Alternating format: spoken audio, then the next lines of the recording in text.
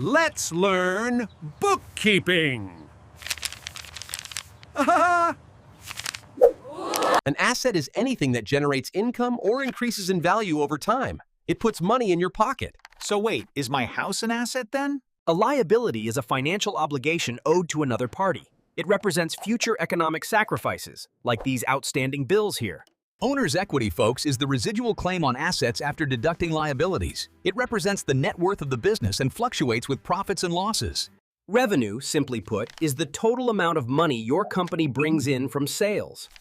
It's the lifeblood of the business. So what are expenses?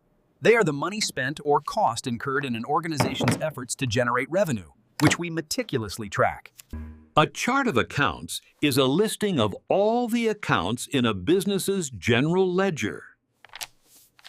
The accounting equation is what keeps the books balanced. The equation is assets equal liabilities plus owner's equity.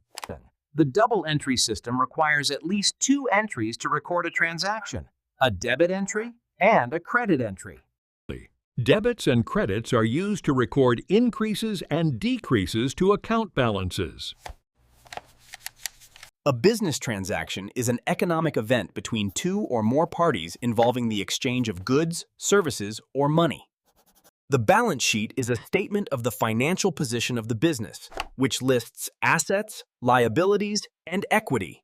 The income statement is your superpower for tracking financial performance. It shows your revenues and expenses over a period, ultimately revealing your net profit.